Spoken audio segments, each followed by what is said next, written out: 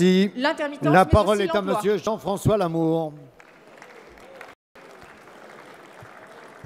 Merci, Monsieur le Président. Ma question s'adresse au Premier ministre. Monsieur le Premier ministre, la vente en bloc du conglomérat STX pourrait être annoncée dès cette semaine, précisant ainsi le sort des chantiers navals de Saint-Nazaire, avant même la décision du tribunal sud-coréen en charge du dossier, cette décision étant prévue le 11 novembre prochain.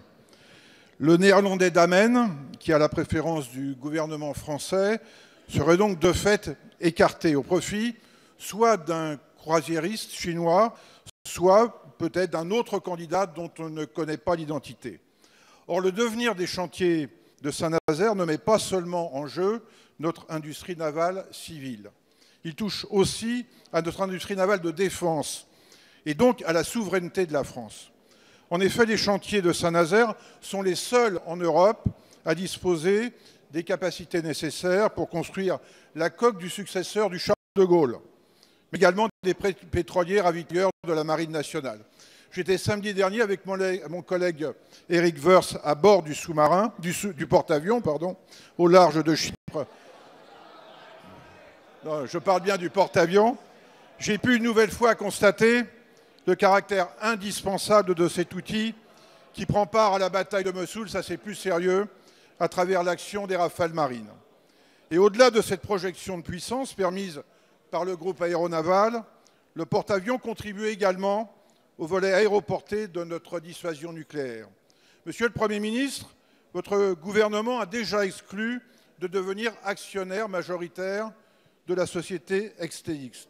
D'où ma question, elle est simple. Quelle garantie apportez-vous aujourd'hui pour préserver notre capacité stratégique à construire le successeur du Charles de Gaulle? Merci beaucoup. La parole est à Monsieur Michel Sapin, ministre de l'Économie et des Finances. Oui, merci. Merci, Monsieur le Président.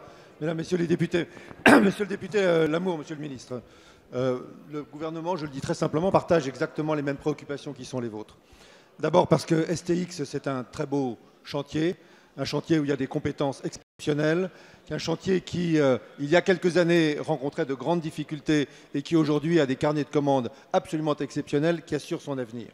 Et donc, pour cette raison, le maintien de l'emploi, nous nous battrons tous ensemble pour faire en sorte que l'avenir de STX soit droit, net, clair et précis. Mais il y a aussi la préoccupation que vous venez de décrire, qui est celle de défense de nos intérêts nationaux, de notre souveraineté nationale, puisque ces chantiers sont les seuls capables de construire les très grandes coques, en particulier dans le domaine militaire auquel vous avez fait allusion. Et c'est donc une des raisons pour lesquelles, là aussi, nous ferons prévaloir les intérêts de la France dans un débat ou dans une discussion ou dans un dossier aussi difficile que celui-ci.